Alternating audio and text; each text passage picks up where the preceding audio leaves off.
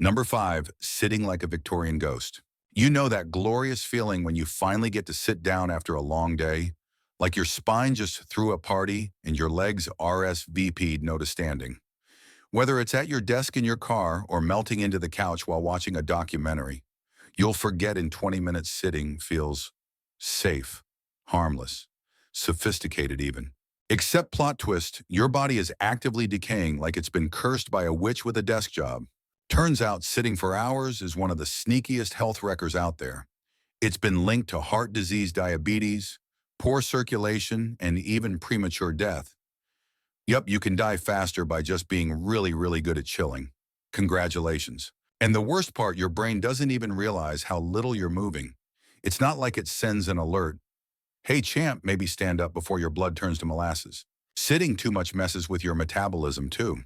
When you park yourself for extended periods, your muscles, especially the big ones, like glutes and thighs, just stop doing their job. They turn into overpaid interns who only pretend to work when someone walks by. And if you're thinking, well, I go to the gym sometimes, that cancels it out, right? Nope. 1 hour of exercise doesn't erase 10 hours of being a human paperweight. It's like brushing your teeth once and assuming you're cavity-proof for the week. So yeah, sitting might feel like self-care. But if you're not giving your body a regular get up and move memo, it's basically slow cooking your health like a pot roast tender and doomed. Number 4, drinking a gallon of water. Water is good, hydration is sexy, but there's a fine line between nourished and glowing and frantically sprinting to the bathroom every 11 minutes. Somewhere along the way, the internet decided that if you're not sipping water every 30 seconds like a dehydrated cactus, you're basically committing organ failure.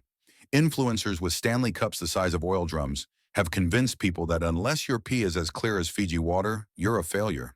But chugging a gallon of water a day, especially if you're not sweating it out like a gym bro in a sauna, might actually mess with your body's natural balance. Too much water can dilute your blood sodium levels, a condition charmingly called hyponatremia, which in non-doctor speak is when your cells start to panic, swell up, and possibly go rogue. Also, fun fact, your kidneys can only filter out about 34 ounces of water per hour. Anything more, and they're like, please stop. We're begging you. Meanwhile, your bladder is filing HR complaints and threatening to quit. Your body's thirst mechanism is actually really smart, like freakishly smart. If you're not thirsty, maybe hear me out. You don't need to chug 80 ounces before lunch, like you're prepping for a camel race. Basically, you're not a hydroelectric dam.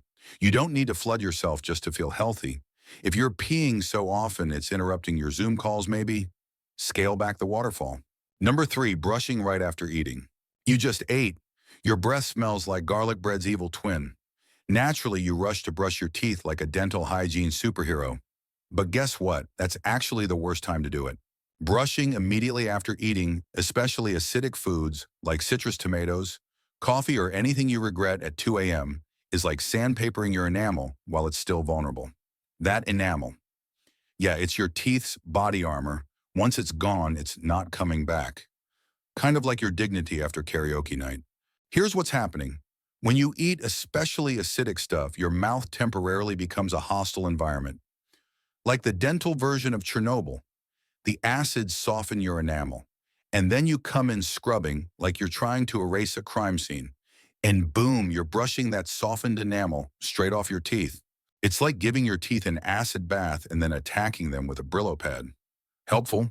The better move, wait 30 to 60 minutes. Give your saliva time to neutralize the acids and harden the enamel back up. Saliva is basically your mouth's janitorial staff, unappreciated, but wildly important. Let it do its job before you go in with the toothbrush cavalry.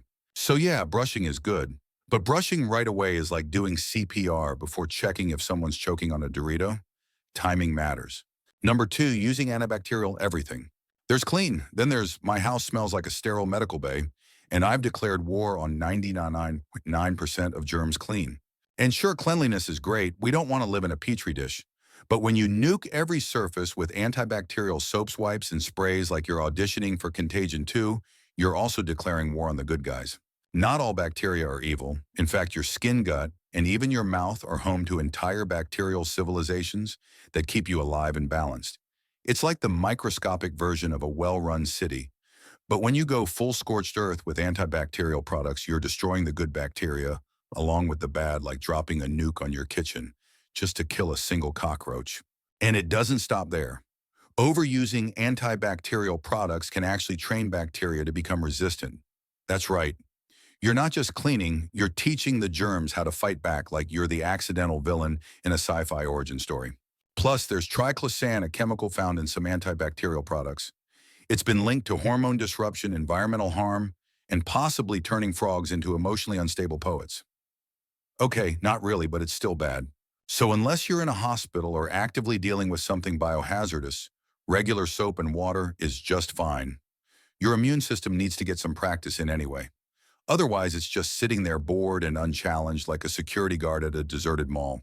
Number 1, getting up early for wellness. Ah yes, the sacred 5 a.m. club, where self-discipline is measured in hours of sleep deprivation, and your alarm clock is basically a motivational speaker that screams at you.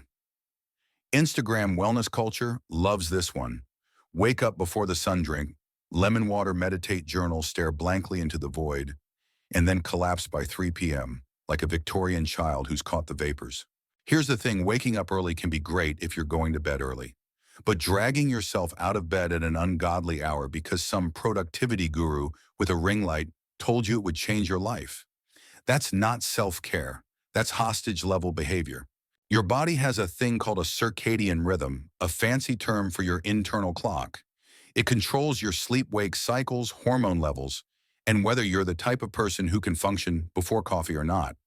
And surprise, it's not one size fits all. Forcing yourself to wake up early when you're a natural night owl is like trying to run Windows on a toaster. It's not just inefficient, it could be wrecking your health. Sleep deprivation messes with your memory, your mood, your metabolism, and your ability to do basic things like form sentences or not cry during a dog food commercial. And let's not forget, sleep is literally when your brain takes out the trash. No sleep brain garbage, everywhere. So, while it sounds noble to be up at sunrise journaling about gratitude while your cortisol skyrockets if you're not getting enough quality sleep, you're trading health for vibes. Bad vibes. Sleep-deprived, grumpy, probably gonna catch a cold vibes. Basically, if you think you're optimizing your life by waking up early, but feel like a haunted scarecrow until noon, maybe your wellness routine needs a snooze button. That's all for today. I'll be making similar videos in the future. Subscribe to see them.